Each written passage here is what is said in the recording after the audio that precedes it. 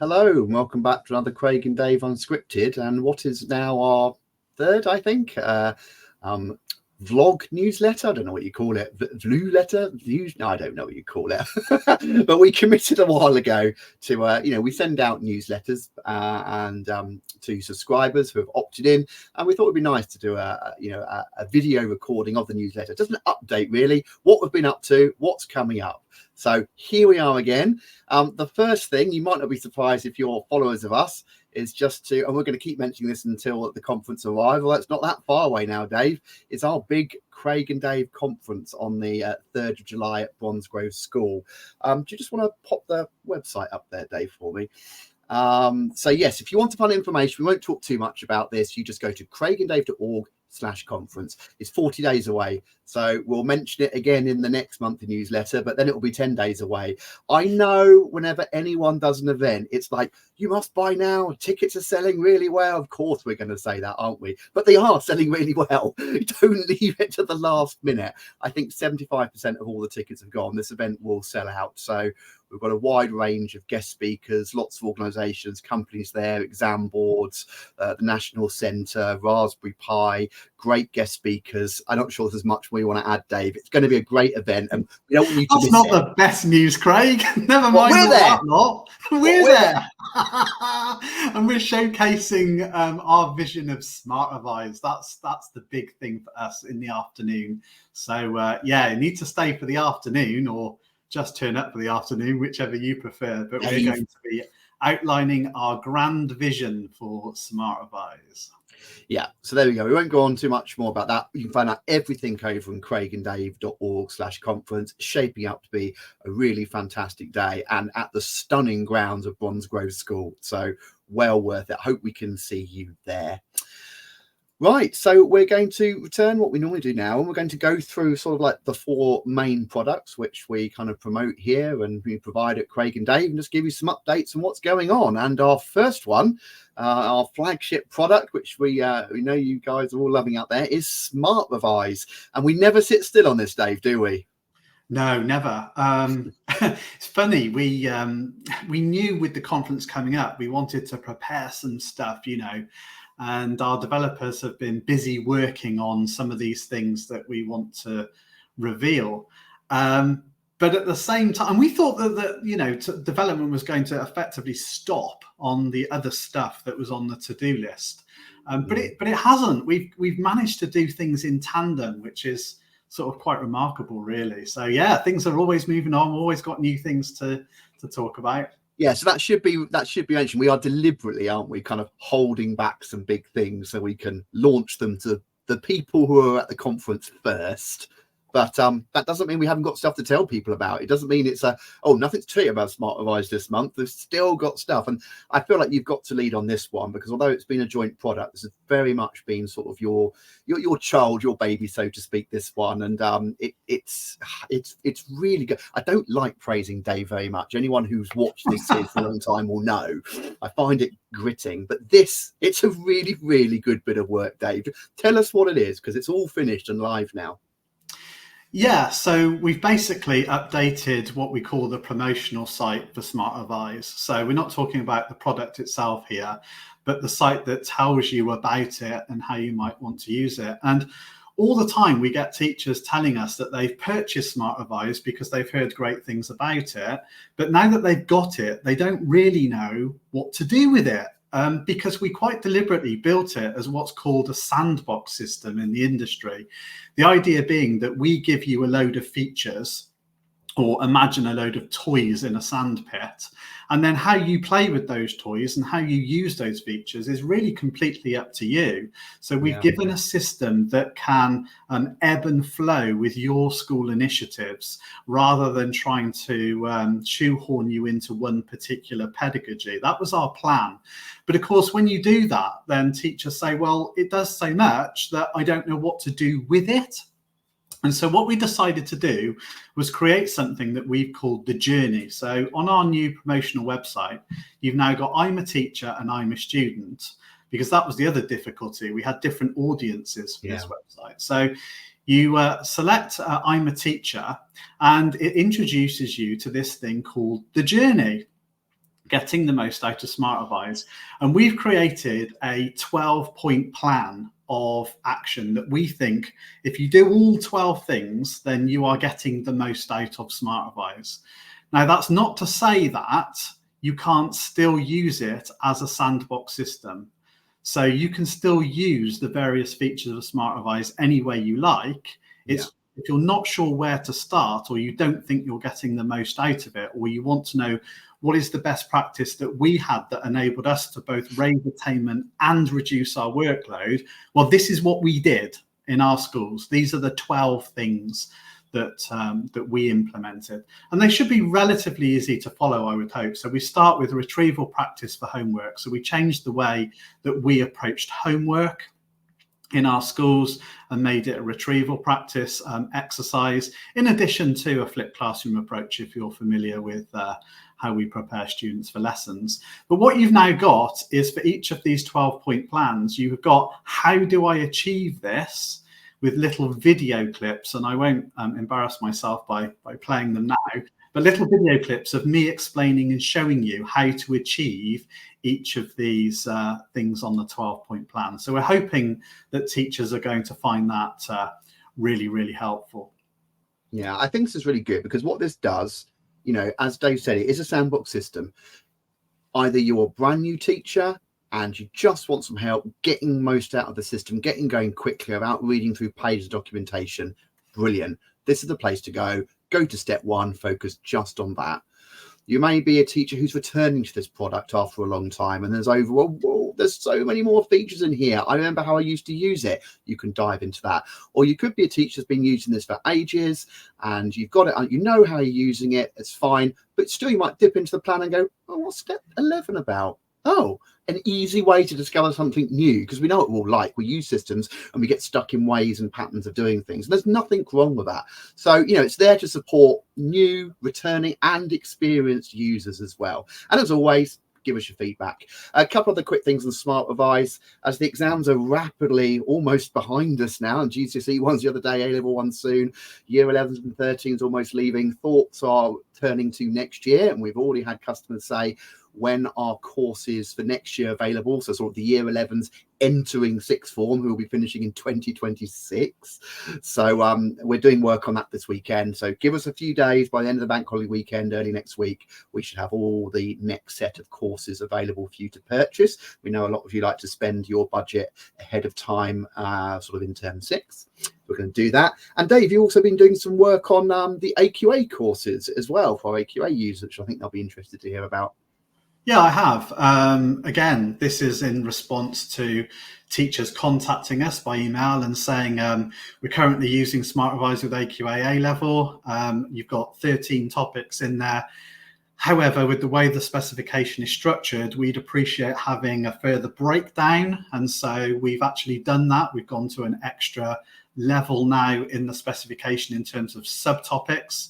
It was such a big job in the end that I haven't been able to make this work for the current live courses. So your current year 12s going into year 13 on the AQA A level, nothing's going to change there, I'm afraid. But for your new year 12s coming in, the course has been broken down much further. And what that's also done is exposed that we've got now some gaps in some topics where we really need to add some more questions. Otherwise, the offer looks a little bit light. And so we're actually going to write 250 new questions just for the AQA A level. And the ones that we think are probably relevant with a little bit of rewording and tweaking for OCR, then we'll port those to the OCR afterwards as well. So new content inbound. But unfortunately, there was also another casualty as a result of this. So I looked at what that meant for AS courses. And in the end, the volume of work required to support the AS course in the new format just wasn't really there. I looked at the number of candidates that were sitting AS computer science with AQA, and it's only 500 across the whole country, which is a very small number really in comparison to other courses.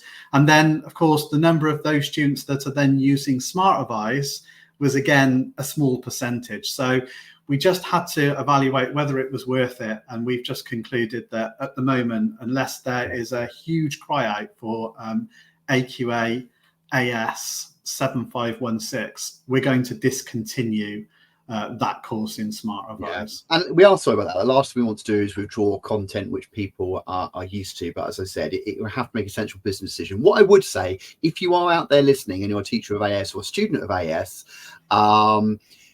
the way the AQA course is structured at A level is that they pretty much put all of the additional A level content into new discrete topics that are not in AS. And what that means is you can effectively buy the A level course and just turn the A level topics off.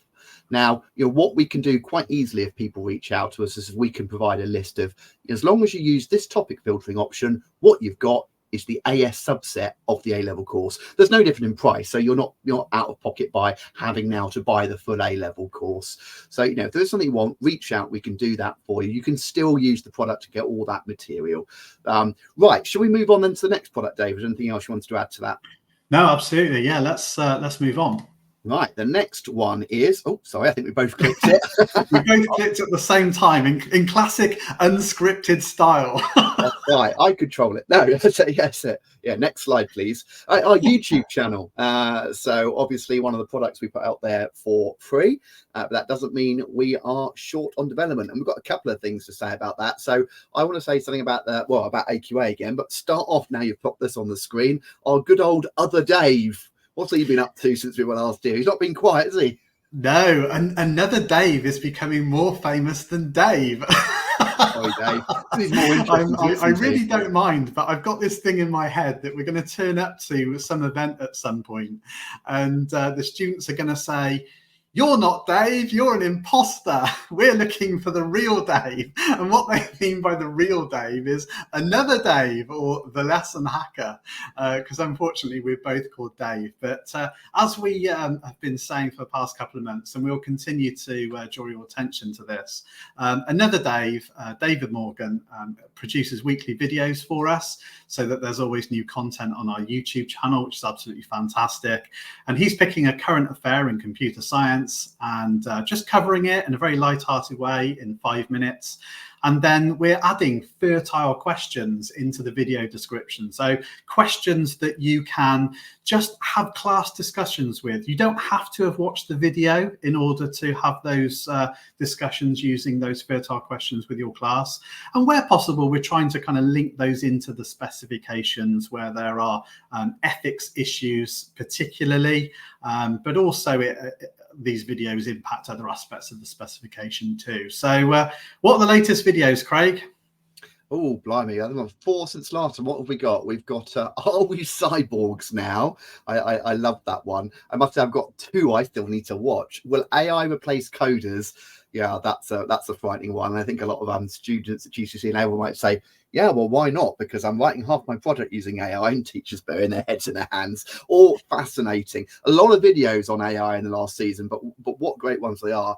What is the Snoopers Charter? So that's one I've got to watch. I could have a good guess what that's about. And the UK US AI safety agreement. So yeah, lots of videos over the last few months about AI, but of course it's not going away, is it? I mean, the impacts of AI and the advancements we are seeing out of AI, they're growing quicker and quicker by the day. So he's really able to touch on some fascinating stuff, which of course is just not in the specifications, because specifications are almost out of date the moment they're printed, which is interesting because that brings us on to something. I'll bring up our next section, which is time to code. And before we dive into time to code, we've got a bit of tie in here, because if you're a teacher, which we know a lot of you are watching this video, you probably haven't avoided the fact that the government has dropped a consultation in the last week about new versions of the GCSE. So of course that's only in the early consultation phase, and that's top level content, but once that's approved, I think that finishes July, that will then go down to the exam boards, whether you're AQA, Pearson, OCR, they'll all then have to update their specifications. So it's coming, and we've all been asking for a while, when are they going to be coming? So You had something to say about that, didn't you, Dave? Dave always has something to say about this stuff. Yeah, so the new specifications, if you haven't caught this yet, for GCSE, will be available for first teaching either in September 2026 or September 2027. We're not exactly sure when that will be. I also don't know how much the election that has just been announced is likely to disrupt any of that. Who knows? Yeah, but knows? Anyway, yes. So there are some changes that have been suggested. And I put an article on the Time to Code website, actually. Is it time to code or is it time to drag and drop? So a couple of the notable things that that could be changing. Firstly, AI and the impacts of AI are coming into the specifications. We probably shouldn't be surprised about that. No. It's a good thing. And as we were saying a moment ago, all the lesson hacker videos and everything are going to give us some great content for writing some new material for those specifications. So that will be good.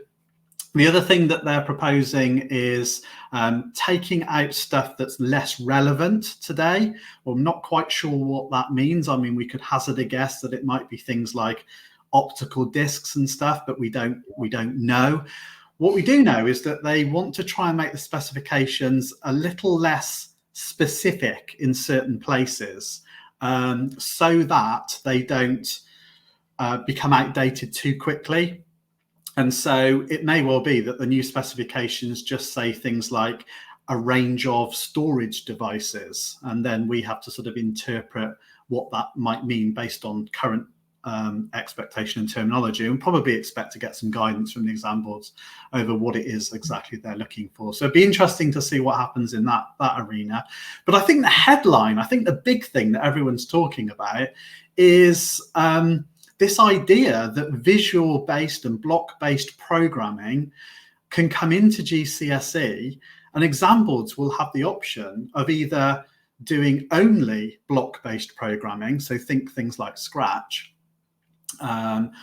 or doing a text-based language like we do now, like Python, or doing both. And it's kind of be up to the exam board as to which option they choose. So this is causing a bit of a stir at the moment, because if the exam boards decide that, well, we're going to be the exam board that does block-based programming, people are starting to think, well, is that a step backwards? Because we've spent ages talking over the past almost 10 years now about, almost 10 years now, about text-based programming at Key Stage 3.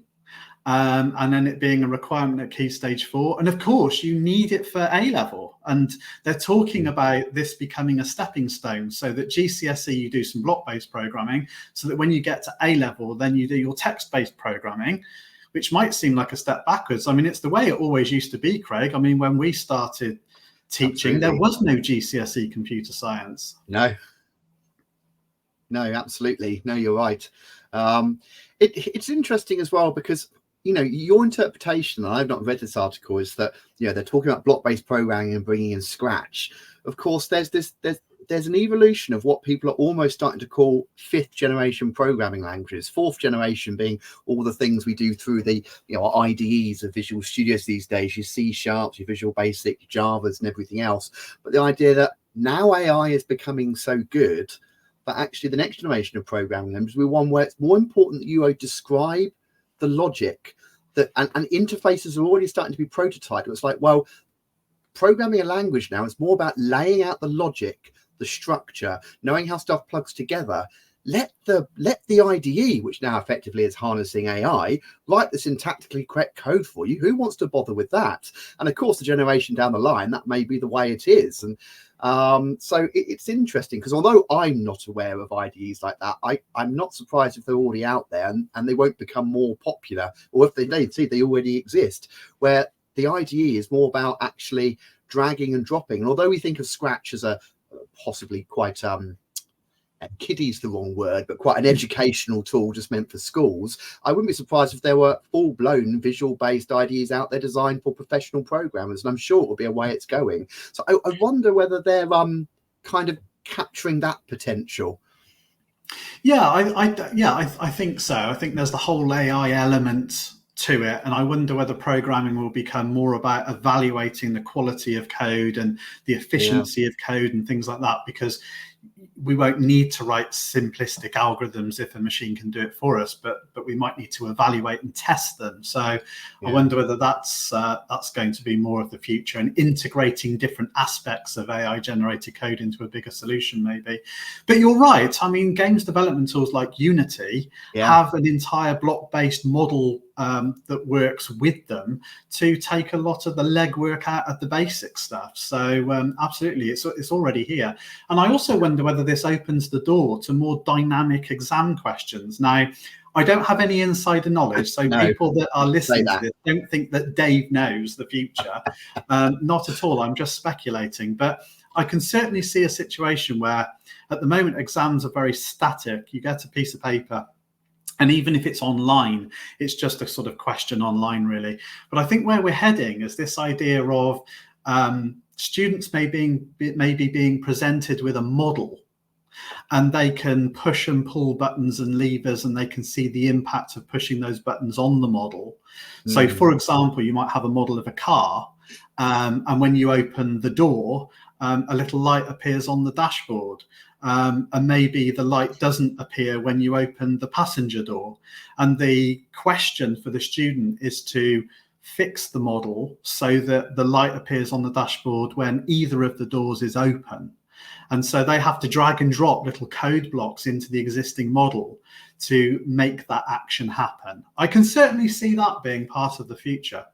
Yeah. All very interesting, but point out speculation, who knows? It's in the early stages. It's at the consultation stage at the sort of Department for Education level at the moment. I mean, I can't predict the future either. A new government probably shouldn't change the fact that needs to get done, but we don't know. And no idea what may happen if we have a new government. And even after that, it has to filter down to the exam boards, and then they'll put out drafts and consultations. But what you can be assured of, as soon as we hear or learn anything else that we're allowed to talk about, we'll be talking about it. And that brings us nicely on to, I was going to mention our classroom resources briefly. I was going to say that mentions nicely our classroom resources. Now, we don't have any updates to give you on the classroom resources. And one of the big reasons for that is because, they're well established now. We've had a good set of classroom resources for a long time that cover the full range of specification. We've been improving them and tweaking them, and people are happy with the offer. But we haven't been sitting back complacent, and we've been expecting for a while, and of course now we have confirmation that new specs would be on the horizon. Whether it would be GCSE or A level first, we didn't know. Now we know it's GCSE. So one thing I do want to promise to you, and Dave and I have already had initial conversations before this point, that we're going to be getting together and discussing now what the next generation of sort of teaching resources look like from Craig and Dave. We've been talking about that for a while. This has come along, so that's now on our agenda. And obviously, as soon as we start to know what specifications and new ways of assessments look like, we'll start shaping that up. So nothing really to say there at the moment, but you can be assured that we'll provide you with sets of resources which are appropriate for teaching new specifications that come. Do you want to add anything onto that, Dave? Well, just that you were going to mention something when we were talking about YouTube, about the AQA, and this kind of fits in with this, preparing new resources, etc. So what were you going to say there? Yes, I was just going to say, for our AQA users at A level, you will know that your videos on YouTube look very dated. They are very dated, and I've been promising for a while that we'd redo them. And if you've been following these, you'll know that work is underway. It's very underway in terms of the actual raw underlying PowerPoint files, because it's also the only course that doesn't have the teaching PowerPoints, which we base the videos off. I've now produced 140 out of 185 of those. So, we are sort of 80% of the way through. That stuff still needs to go through QA and then audio recording and all the rest of it. But what I can confirm is there's no difference to what I said in last month's newsletter. We're definitely on track to start releasing all those new AQA remastered videos for the start of the next academic year. So the new year 12s coming in. Brilliant. So that brings us on to the last bit then. Any other news that we might have? So again, we've been really busy. Again, we say that every month, but we are. We really are. There's always something to be done. We don't sit on our backsides just twiddling our fingers. Yeah. So one of the things that we have done is created a data protection center, which sounds very grand. It's just a few uploads on the website.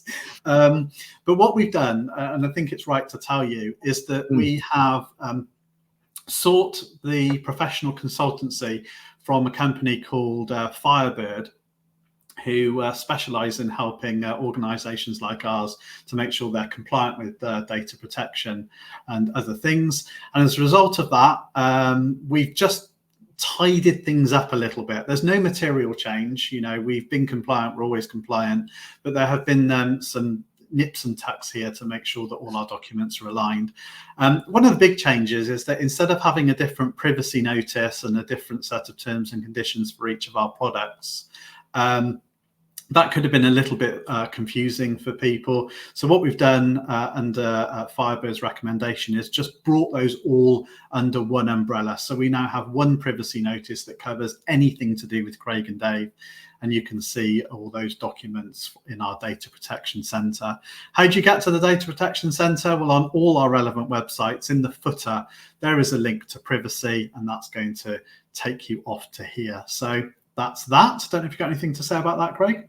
No, not a lot to say about that, other than it's a great thing to talk about when you talk about ethics and all the rest of it. Yeah, we all have to follow it. We all have to follow it as well, and it's an ongoing battle keeping up with all the changes and updates in legislation. So yeah, and well done for leading on that stuff. And lastly, yes, we don't just like to talk about ourselves. We like to promote other people when we can. And one of the chaps on the up right now, doing really well and doing great stuff in the computer science community, is our good friend Alan Harrison. So not only has he written 2 great books, which we've both read, he's recently started a podcast. Which has the episode you starred on gone live yet, Dave?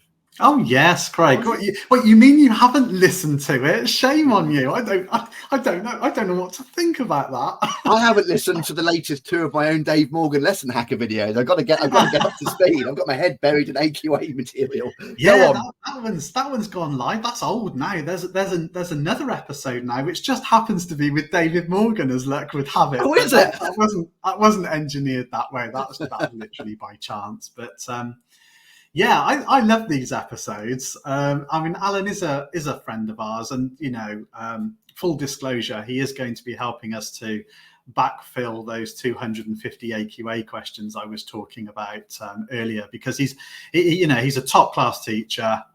Subject knowledge is unrivaled, hence why he's written books. And this podcast is great. It's just very informal chat to people, to teachers of computer science and others, about various sort of pertinent things in the teaching of computer science. So if you're looking for something to listen to on the drive home, this is absolutely perfect. So pod.htcS, that's how to teach computer science.online. Is where you'll find it. And I guess the final thing that I would say in terms of sort of shout outs and things like that, if you are a student or you are a teacher and you would like us to do a shout out in one of our future unscripted episodes, you have got the one at the end of June, you have got the one at the end of July, both of which would be a perfect opportunity. If you want us to do a shout out to a student or to teachers, that's not a problem, but you do need to get an email to us as soon as possible so that we can prepare for that. So admin at craiganddave.co.uk. Again, you can go to our website, you can find that address. But please do write to us if you would like a shout out. Don't leave it too late, because we might have already recorded the episode. Yes. Marvellous. Well, that's May's update, everyone. So all I can say is enjoy the slightly nicer weather that we seem to be getting occasionally, although the last couple of days it has been chucking it down rain again. If you haven't got a ticket to the Craig and Dave conference, don't wait, because it will sell out. And we'll see you next month for another update. Take care, everyone. Bye-bye.